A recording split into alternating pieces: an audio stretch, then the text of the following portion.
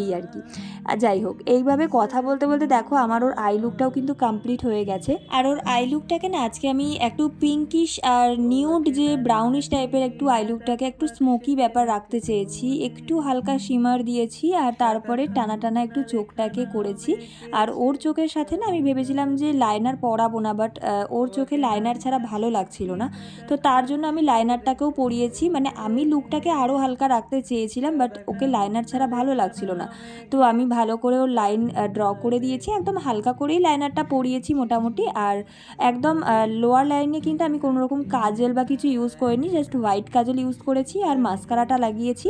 এরপরে ওকে লিপসটাকে একটু ড্র করে দিয়েছি, তারপরে একটা নিউড লিপস্টিক আমি ইউজ করে নিয়েছি। লিপস্টিকের শেড আমাকে কেউ জিজ্ঞেস করবে না, কারণ আমি এখানে 3টে লিকুইড লিপস্টিককে মিক্স করে এরকম একটা মিষ্টি কালার আমি পেয়েছি। এরপরে ওর ফেসটাকে একটু সেট করে নিয়েছি। আমি খুব বেশি না ফিক্সার ইউজ করা পছন্দ করি না, মানে আমার মনে হয় যে মেকআপ যত ভালো করে তোমরা করতে পারবে ফিক্সার ছাড়া লং লাস্টিং হয়ে যায়। তো যাই হোক, আমি হালকা করে একটু সেট করে নিয়েছি, ফিক্সার ইউজ করেছি, তারপরে ফলস আইল্যাশ পরিয়ে দিয়েছি আর ওর কপালে ছোট্ট একটা মিষ্টি করে একটা টিপ পরিয়ে দিয়েছি।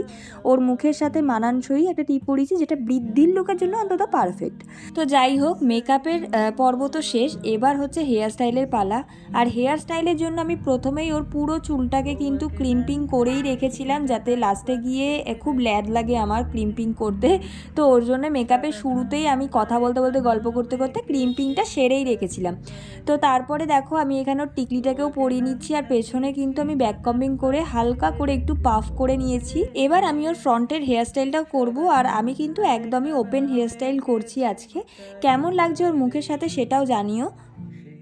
আর হ্যাঁ, আরও একটা কথা তো না বললেই নয়, তোমাদের মধ্যে অনেকেই আছো বা তোমাদের মধ্যে যারা আমায় ভালোবাসো তাদের মধ্যে অনেকেই আছে যারা আমার কাছে সাজতে চাও।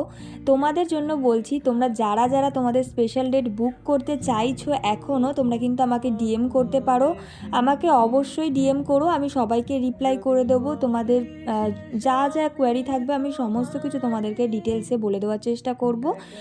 আর এদিকে দেখো আমার বান্ধবী কিন্তু মানে মডেলের, সরি বারবার বান্ধবী বলে ফেলছি, আমার মডেলের কিন্তু অলরেডি হেয়ার স্টাইলটাও কিন্তু কমপ্লিট করে নিয়েছি। এরপরে ওকে জুয়েলারি পরানোর পালা।